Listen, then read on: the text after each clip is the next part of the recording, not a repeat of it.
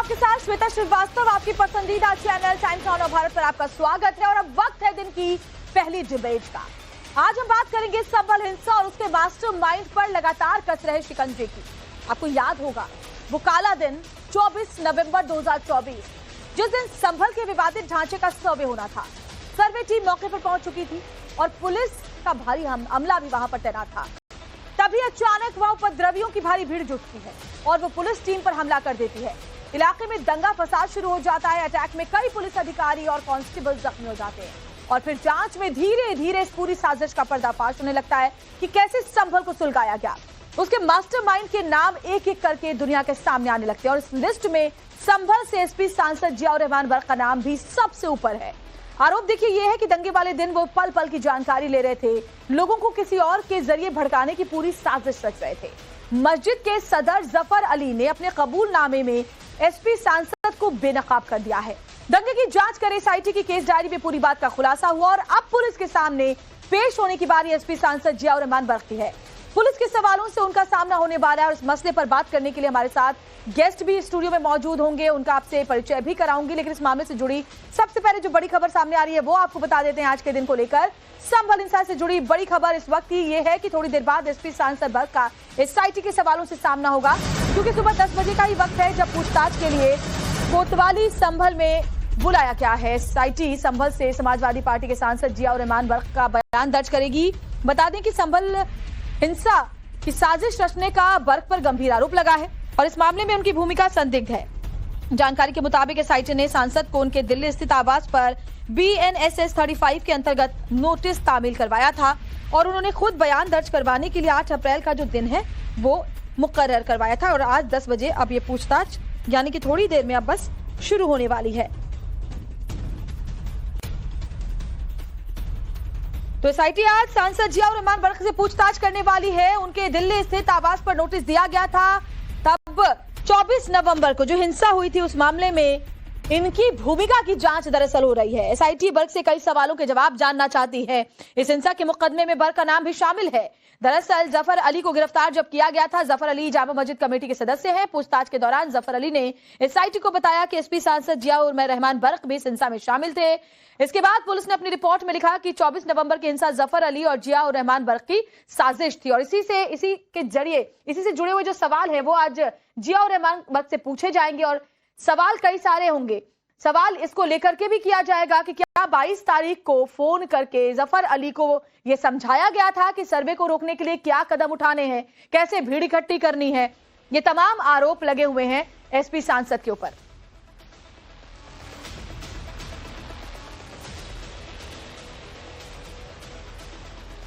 बस थोड़ी देर में ये पूछताछ का सिलसिला शुरू होने वाला है। तो आज बर्क का पुलिस के सवालों से सामना होगा। कुछ सवाल जो उनसे पूछे जा सकते हैं, चलिए उसके बारे में आपको बताते हैं।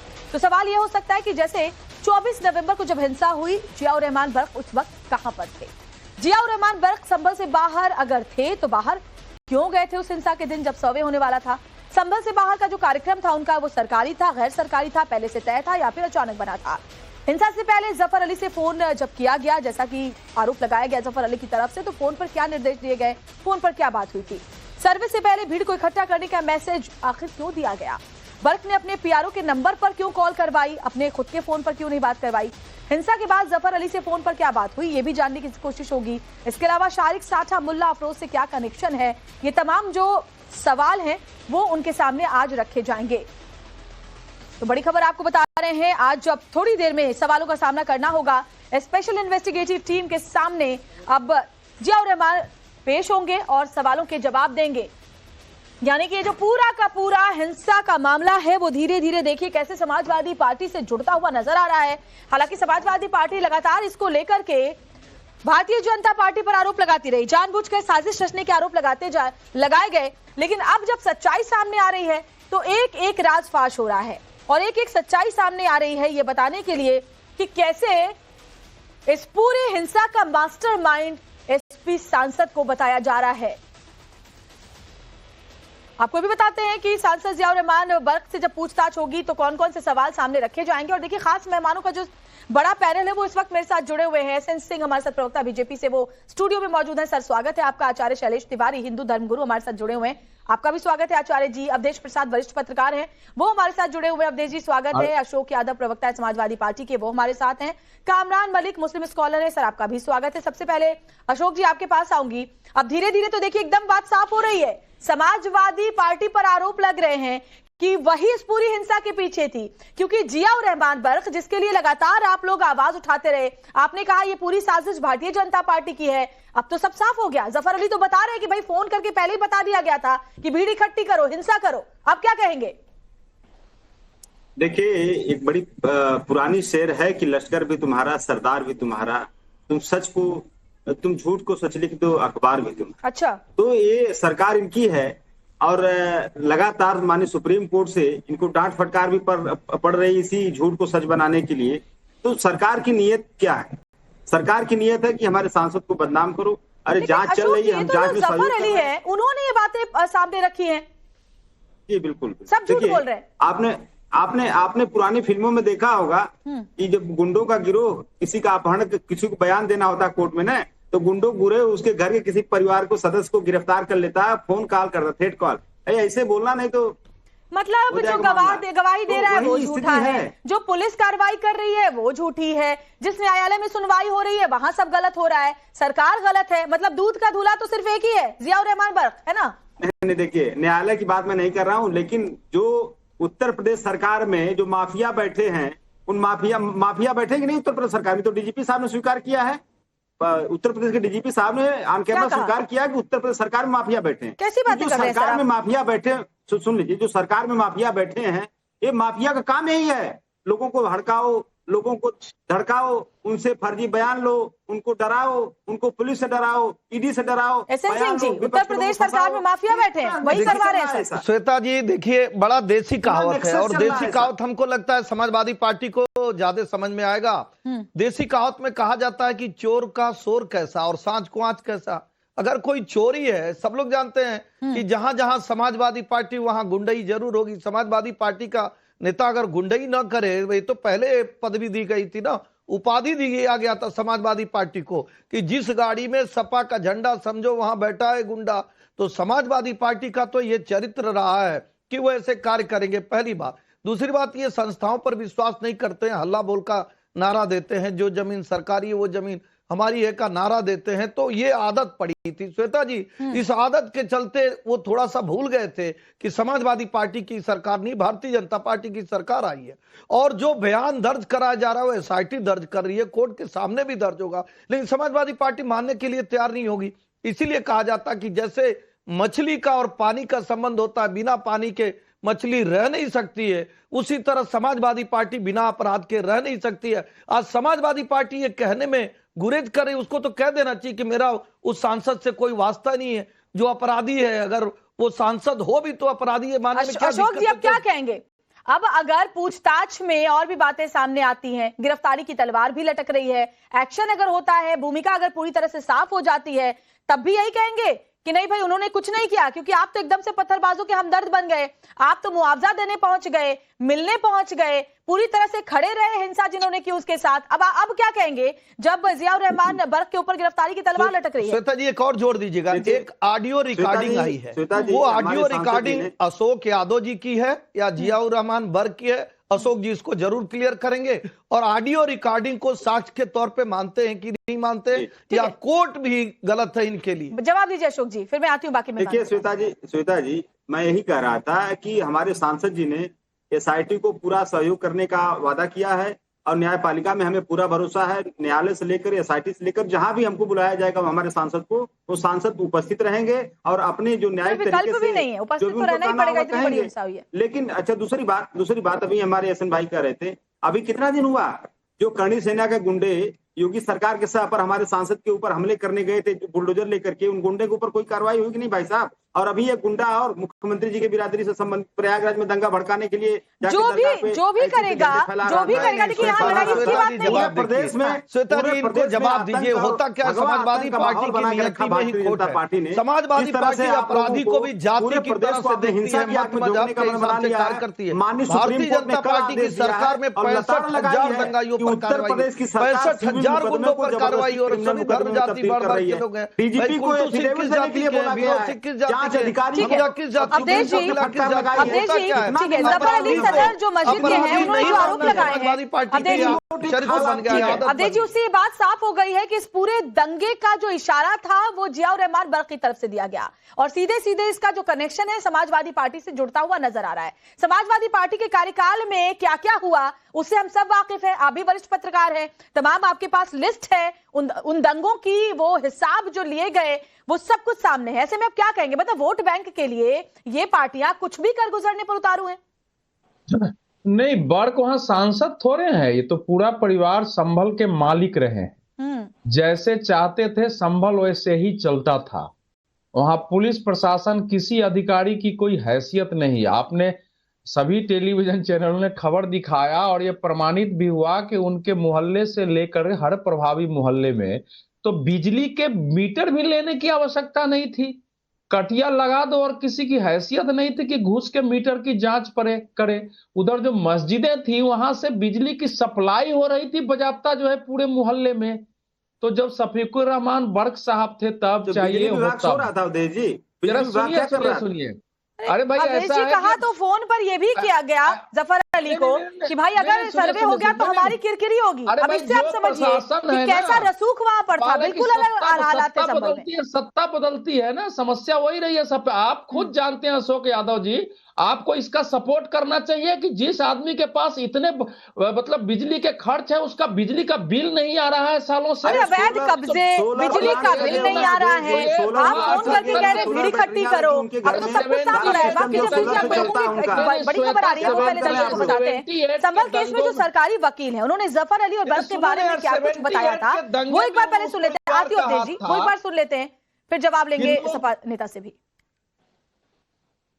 कुछ क्या हुआ कोर्ट में, हमारे साथ बात करने के लिए संभल के जिला शासकीय अधिवक्ता राहुल दीक्षित साहब हैं। राहुल जी, ये बताइए कि जो जमानत या को खारिज करने का आधार कोर्ट ने क्या बनाया और केस डायरी से क्या निकल कर आया वहां पर? देखिए, जो जमानत प्रार्थना पत्र था जफर अली का, जिसपे माननीय न्यायालय एडीजी कोर्ट सेक्रेटरी के यहाँ से सुनवाई हुई थी, उसमें जफर अली के खिलाफ केस डायरी में पर्याप्त सबूत आए थे कि इन्होंने एक तो घटना से एक दिन पहले लोगों से संपर्क में रहे, अपने मोबाइल से भी संपर्क करा और बाकी इन्होंने जो मौजूदा सांसद है संभल के जियाउर रहमान बर्क, उनसे भी अपने फोन के माध्यम से संपर्क करा और जियाउर रहमान से इनकी बात हुई कि जियाउर रहमान ने कहा कि मैं बंगलौर में हूं, मैं आज इतनी जल्दी आ नहीं सकता, कल 24 तारीख में सर्वे है, तो आप जाओ मस्जिद के सदर हो, आप सर्वे सरवाहो और इस पूरे प्रकरण को आप देखो, आप अपने तरीके से हैंडल करो।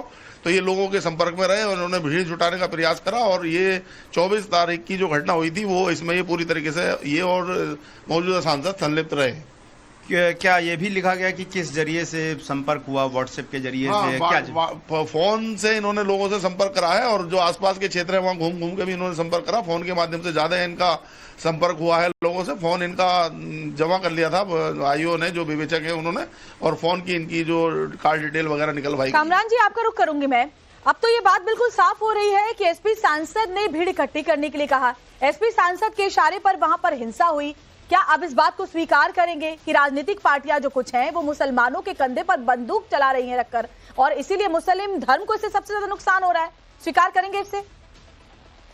देखिए, एक बात मैं वाजे कर दूं कि जियाउर रहमान को पर्सनली मैं जानता हूं, वो इस लायक है ही नहीं कि वो जो है इस तरह के षड्यंत्र रच सके। मतलब मैं उसको जो है एक कॉम्पिटेंट जो है सांसद नहीं मानता। वो जो है जैसे यूनिवर्सिटी के झगड़े होते हैं एक दूसरे को, मतलब दंगे की साजिश रचने के लिए कुछ सर्टिफिकेट चाहिए क्या? लायक है मतलब ही इज नॉट इस तरह का एक बड़ा षड्यंत्र रचने के जगह लायक नहीं है कि भाई एक मस्जिद पे सर्वे हो रहा है और वो जगह लोगों को इकट्ठा कर दे, मोबिलाइज कर दे। उसके साथ में जगह 10 लोग भी इकट्ठे नहीं हो सकते सांसद के साथ में। अगर वो ये मतलब लोगों को जगह मोबिलाइज करने के लिए चले तो ऐसे तो किसने मोबिलाइज किया आपके हिसाब से? उसके साथ में जो दो चार जो है चमचे जो है वो घूमते रहते हैं, बट वो लोगों को मोबिलाइज करने लायक नहीं है वो नेता। वो जो यूनिवर्सिटी में जिस तरह के झगड़े होते हैं, इस तरह की मारपीट हल्का फुल्का तो मोबिलाइज किसने किया? हाँ, ये देखिए, जो संभल का जो हादसा है बिल्कुल एक नेचुरल फिनोमिना था, जो है अचानक आनंद फानन में जो है कैसी बातें कर रहे हैं सर श्वेता जी? जो पूछ अभी आपने वकील की बात सुनी जो साफ साफ कह रहे हैं कि जफर अली ने इस बात को कबूल किया है कि 22 तारीख को फोन किया गया, ये कहा गया कि सर किसी कीमत पर नहीं होने देना है। ये कहा गया कि पूरी इकट्ठी करो वरना हमारी गिनती हो जाएगी। कैसे बात कर रहे हैं? चारों तरफ पहले जवाब दे रहे हैं, फिर अलग अलग क्षेत्रों से लोग इकट्ठे हुए, इकट्ठा किए गए, पत्थर इकट्ठा किए गए, लाखों की संख्या में पत्थर ईंटें तोड़ की रखी गई, पेट्रोल बम बनाए गए, पुलिस पर गोलियां चली। इसके पीछे षड्यंत्र तो सामने आ चुका है। वो जो सदर की बात कर रहे हैं उसी को मालूम था। गोलियां तो पुलिस की तरफ से चली ना। मतलब आप अभी भी मानने को तैयार नहीं है कि राजनीतिक पार्टियां पुलिस क्या करेगी? मुसलमानों का इस्तेमाल कर रही है। आप ये तो जरा सोचिए कि नुकसान किसका हो रहा है। वो तो अपने वोट बैंक के लिए आपका इस्तेमाल कर रहे हैं, लेकिन अभी भी आप ये समझने को और मानने को स्वीकार करने को तैयार नहीं है। ऐसे ठीक है अध्यक्ष श्वेता जी देखिए, बड़ी जिम्मेदारी से श्वेता जी बड़ी जिम्मेदारी से आपके चैनल पर कहूंगा कि जो कामरान जी बैठे हैं, मैं अनुरोध करूंगा पुलिस से कि इनको भी पार्टी बनाया जाए पूछताछ के लिए। कम से कम इनके पास एक अच्छी जानकारी है, कोई पैरामीटर है, मीटर है जिससे बता पाएंगे कौन अपराधी है कौन नहीं अपराधी है। निश्चित तौर पर एक बात। दूसरी बात मैं कहूंगा श्वेता जी, संभल का माहौल बिल्कुल बदल गया है श्वेता जी, और जो गुनाहगार है वो खुद कह रहा है कि हमारे साथ फला लोग गुनाह किए हैं। वहाँ के जो सदर हैं वो सदर स्वयं स्वीकार रहे हैं कि सांसद का फोन आया, फोन कॉल आया और उन्होंने भी इस तरह की चीजें कही। मैं उसके बाद कह रहा हूँ, उसके बाद चाहे समाजवादी पार्टी हो चाहे कोई मुस्लिम के लोग हों, अगर वो बचाने का कार्य करेंगे श्वेता जी तो यही तो माना जाएगा कि वो लोग भी षड्यंत्र में शामिल है, उसको जो इसका सहयोग कर रहे हैं। चौथी बात मैं कहूंगा, आप देखिए जब से भारतीय जनता पार्टी की सरकार आई है, संभल का इतिहास क्या था? संभल में अलकायदा से संबंध मिल जाता था, संभल में खून खराबे हो जाते थे, संभल में हिंदुओं की हत्याएं हो जाती थी। आज संभल में जो है शांति है, सभी लोग अपने तीज त्योहार मना रहे हैं। आज संभल में जहां थाना था ही नहीं 45 साल से, वहां पुलिस चौकी खुल जाती है। आज संभल में कोई गवाही देने के लिए तैयार ही नहीं था। हजारों लोग कह रहे हैं कि फला लोगों ने मिलकर इस तरह की घटना को अंजाम दिया। मुझे लगता है कि जो मैं आती हूँ आपके पास, शैलेश जी आपके पास भी आऊंगी। जामा मस्जिद को लेकर बड़ी जानकारी। शाही जामा मस्जिद का नाम अब जुमा मस्जिद होगा। संभल में जुमा मस्जिद के नाम का बोर्ड लगेगा। दरअसल एसआई के दस्तावेज में नाम जुमा मस्जिद है। विवादित ढांचा कोर्ट की तरफ से कहा गया था। अब शाही जामा मस्जिद का नाम जुमा मस्जिद होगा और जो बोर्ड लगाया जाएगा संभल में जामा मस्जिद का, उसका नाम अब जुमा मस्जिद के नाम से जाना जाएगा। इसको जरा समझते हैं। कामरान मलिक जी जरा समझाइए इसके बारे में। जामा मस्जिद का नाम जुमा मस्जिद, कैसे इसको समझ रहे हैं, कैसे देख रहे हैं? देखिए, जो है दस्तावेज में है, अगर आर्कियोलॉजिकल सर्वे ऑफ इंडिया में इसका नाम जो है जुमा मस्जिद जो है दर्ज है, तो वही होना चाहिए वैसे टेक्निकली तो। मगर हाँ, हो सकता है ये शाही जामा मस्जिद जो है इसको जो है तरमीम कर दिया गया हो, लोगों ने जो है कहते हैं मतलब प्रचलन में आ गया हो, लोगों ने कहना शुरू कर दिया, एक आदमी ने कहा फिर दूसरे आदमी ने कहा, तो वो प्रचलन में आ गया होगा, ऐसा हो सकता है। अगर वाकई जो कहते हैं आर्कियोलॉजिकल सर्वे ऑफ इंडिया में जुमा मस्जिद है तो जुमा मस्जिद ही रहना चाहिए। क्योंकि मैं इसका एक एग्जांपल देता हूँ आपको। बीजापुर में एक बहुत बड़ी मस्जिद है, इससे भी ज्यादा बड़ी मस्जिद है, उसको जो है वो भी जो कहते हैं आर्कियोलॉजिकल सर्वे ऑफ इंडिया के अंदर आती है, उसका नाम भी जो है जुमा मस्जिद ही है। आर्कियोलॉजिकल सर्वे ऑफ इंडिया के अंदर भी है और लोग भी उसे जुमा मस्जिद कहते हैं। मैडम अशोक यादव जी, सवाल आपसे ये है कि श्वेता जी मुझे आधे घंटे हो गए बैठे हुए और आपने मुझे अभी टॉस भी नहीं किया, आपने कुछ पूछा भी नहीं। शैलेश जी मैं बिल्कुल आपके पास आऊंगी, आपसे बिल्कुल इसके बाद आपके पास ही आऊंगी। जरा सवाल, क्योंकि जाहिर तौर पर ये जो पूरा का पूरा मुद्दा है वो समाजवादी पार्टी से जुड़ा हुआ है, इसलिए माफ कीजिएगा उनके पास ज्यादा जाना पड़ा है, क्योंकि सवाल जवाब उनसे लेना मैं आती हूँ बस इसके बाद। हरिहर मंदिर जामा मस्जिद उनसे कहाँ जुड़ा हुआ है? अशोक यादव जी, मैं आपसे समझना चाहूंगी कि जब इस मामले की पूरी जांच हुई, हिंसा की जांच हुई, समाजवादी पार्टी ने इसका विरोध किया, पत्थरबाजों के साथ खड़ी रही, दंगाइयों के घर गई, मुआवजे की बात कही। इसके अलावा जफर अली की जब गिरफ्तारी हो रही थी इसका भी विरोध किया। क्या डर इस बात का था कि सच्चाई सामने आ जाएगी, पोल खुल जाएगी, समाजवादी पार्टी का कनेक्शन सामने आ जाएगा? देखिए, अगर सच्चाई सामने सरकार ला देगी तो सरकार गिर जाएगी। जिस तरह से सरकार के अधिकारी, सरकार के विधायक, सुन लीजिए, जिस दिन अगर सरकार ईमानदारी से, श्वेता जी, जिस दिन सरकार ने सारे मामलों की जांच कर दी, सरकार बचने वाली नहीं है। आपने संभल की बात किया ना, तो संभल को लेकर के क्या कहिए? जवाब दीजिए आप। पूरे उत्तर प्रदेश का तिवारी जी जवाब दीजिए, उनका कहना है। शैलेश जी जवाब दीजिए, उनका कहना है। शैलेश तिवारी जी, उनका कहना है कि ये सब कुछ भारतीय जनता पार्टी कर रही है मुसलमानों के खिलाफ। क्या कहेंगे आप? लगता है संभल में जो हालात पहले थे वो बदले हैं? तीर्थ स्थल जमीनों में डाल दिए गए, कुएं जमीन लेकिन देखिए श्वेता जी, वास्तविकता तो यही है कि 1526 से पहले यह हरिहर मंदिर था, वहां भगवान शिव और भगवान विष्णु का कंबाइंड मंदिर था और यहीं पर भगवान कल्कि का अवतार होने वाला है। हमारे 10वें अवतार जो है भगवान विष्णु के, वहीं पर अवतार होने वाला है। और जैसा कामरान मलिक जी बता रहे थे जियाउर रहमान बर्क के बारे में कि वह बच्चा है, दूधमुहा बच्चा है, वो कर ही नहीं सकता इस तरह की बातें। तो ऐसा लगता है कि वो बचपन से उसको जानते हैं और अभी भी उसको बच्चा ही समझ रहे हैं। तो बच्चा कैसे मेंबर ऑफ पार्लियामेंट हो सकता है? जिस तरह की घटनाएं घटी है, जिस तरह से प्लानिंग करके संभल में हिंसा किया गया है, राइट्स कराए गए हैं, इसकी पूरी तरह से जांच हो रही है और जांच में जियाउर रहमान बर्क पाए गए हैं कि वह संलिप्त है। ऐसे में इनकी संसद सदस्यता जानी चाहिए। और जो संभल है वह सनातनियों का हरिहर मंदिर है, जुमा मस्जिद हो या जामा मस्जिद हो। आपके पास आऊंगी अवधेश जी से, बस एक रिएक्शन में ले लेती हूँ। अवधेश जी, अगर जियाउर रहमान बर्क की गिरफ्तारी हो जाती है, जिस तरह की बातें सामने आई उससे तो साफ साफ ये पता चलता है कि पूरी हिंसा का मास्टरमाइंड समाजवादी पार्टी के सांसद से ही जुड़ता हुआ नजर आ रहा है, इसी से कनेक्शन जुड़ा है। क्या इंपैक्ट इसका पड़ेगा? क्या जवाब देगी समाजवादी पार्टी इसके बाद?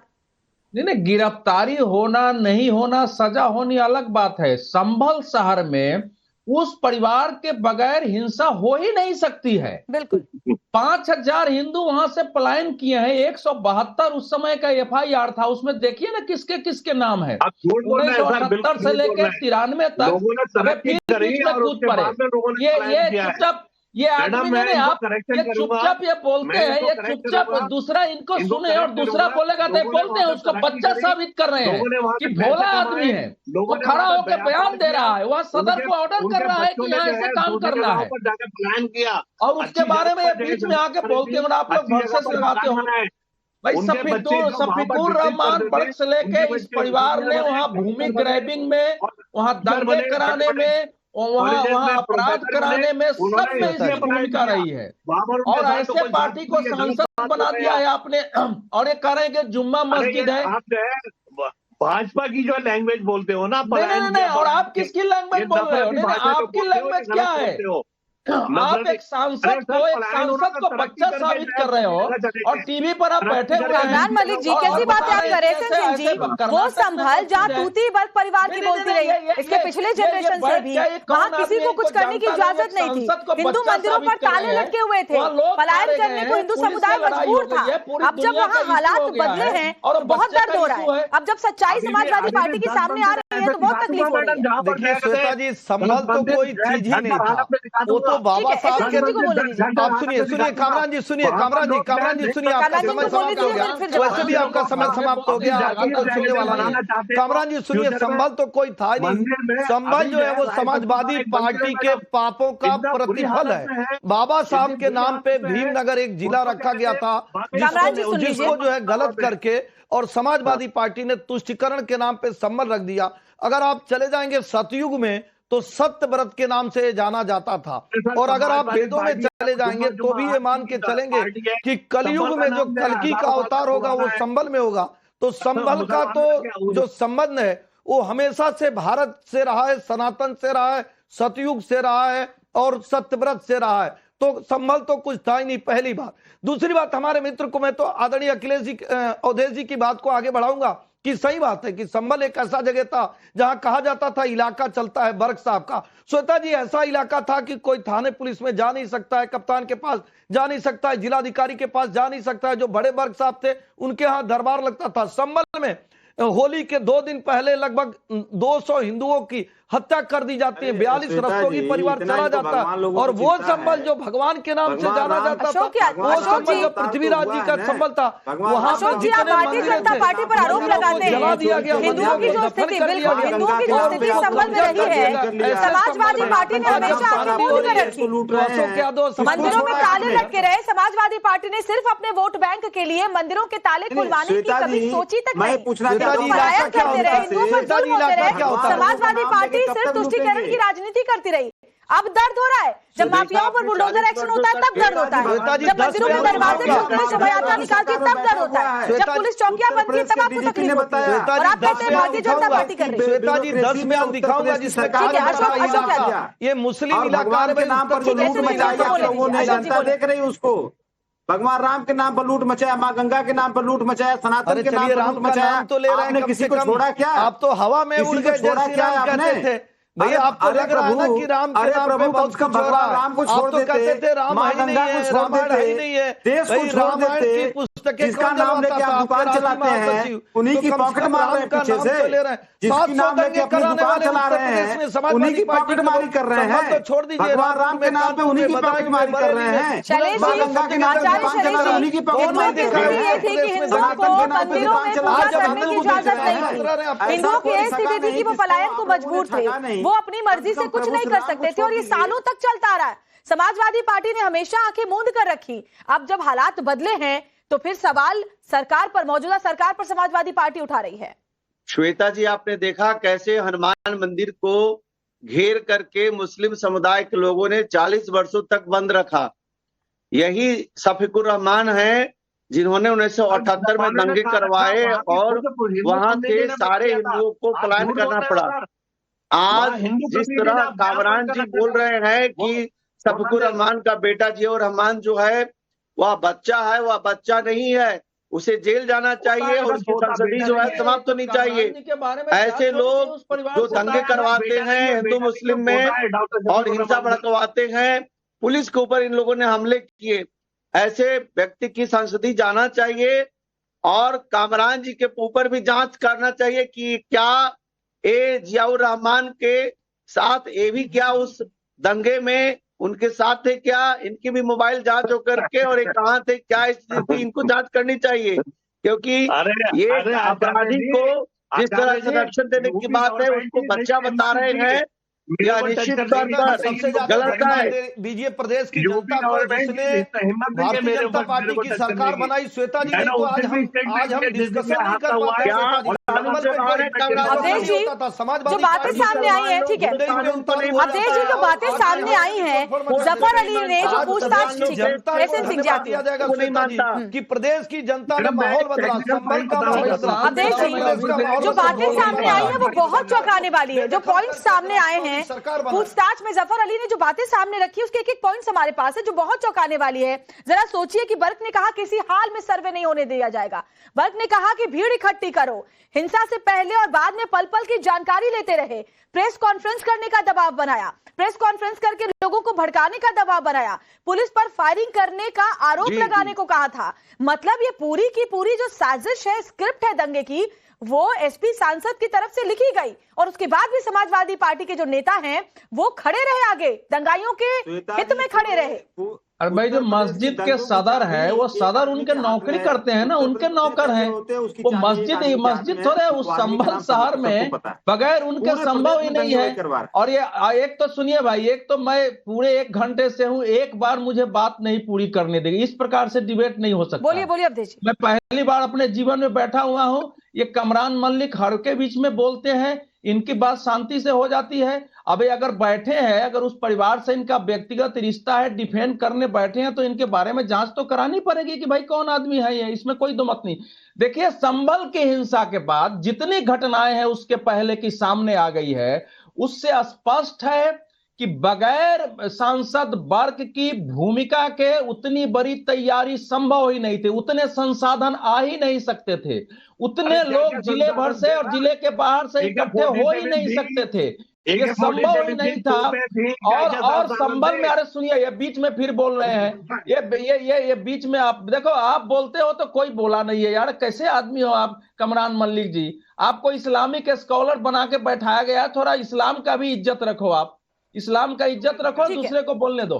तो देखिए, बहुत दरअसल इस पूरे मामले को लेकर के कुछ देर में और भी बातें सामने आएगी जब स्पेशल इन्वेस्टिगेटिव टीम सवालों का पूरा पुलिंदा, सवालों के लिस्ट सांसद जियाउर रहमान बर्क के सामने रखेगी। उसके बाद आज का दिन इस पूरे मामले को लेकर बहुत बड़ा है, आगे भी अपडेट इससे जुड़े हुए आपको देते रहेंगे। माफ कीजिए, सभी मेहमानों का बहुत बहुत शुक्रिया। वक्त अब डिबेट के लिए खत्म हो रहा है।